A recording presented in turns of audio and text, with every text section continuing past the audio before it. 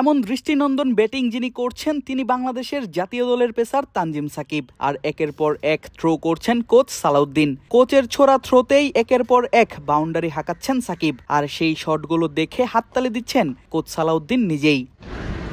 শেষ কয়েকটি ইনিংসে ব্যাট হাতে দারুণ করেছেন এই পেসার। পেস বোলিং অলরাউন্ডার হিসেবে জানান দিচ্ছেন নিজের সামর্থ্য, আর সে কারণেই নিজেকে আরো পরিপূর্ণ করতে, আরো শক্তিশালী হতে ব্যাট হাতে হাজির হয়েছেন কোচ সালাউদ্দিনের স্পেশাল ক্লাসে। নিচ্ছেন ব্যাটিং এর বিশেষ টোটকা, যেন দলকে এনে দিতে পারেন ইনিংসের শেষ দিকে দ্রুত কিছু রান।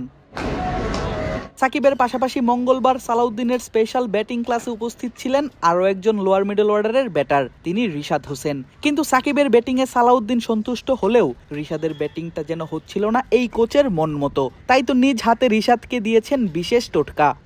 চলো উড়াই খুশি, তুলে নিয়ে হাতে চিয়ার আপ, চলো উড়াই খুশি।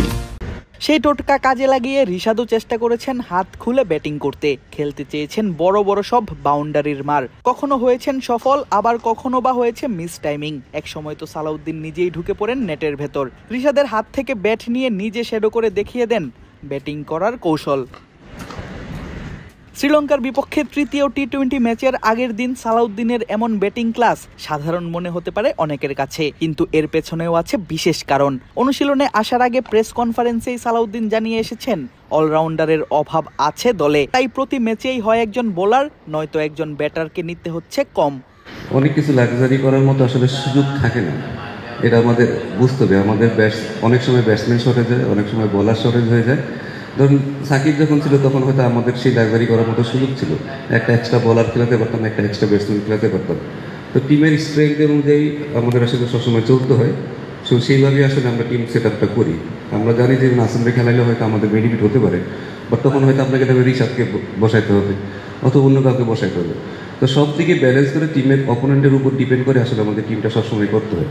কোচের কথাতেই পরিষ্কার, যারা আছেন তাদেরকেই প্রস্তুত করে খেলাতে চান তিনি। তাই তো অলরাউন্ডারের অভাব পূরণ করতে আলাদা করে ব্যাটিংটা শিখাচ্ছেন রিশাদ সাকিবদের। প্রস্তুত করছেন শেষ দিকে ঝড়ো ব্যাটিং এর জন্য। বিশেষ করে রিশাদ এবং সাকিব যেন নিজেদের পেশি এবং কবজির শক্তিকে ব্যবহার করে হাঁকাতে পারেন বড় বড় সব শট, প্রস্তুত করছেন সেভাবেই।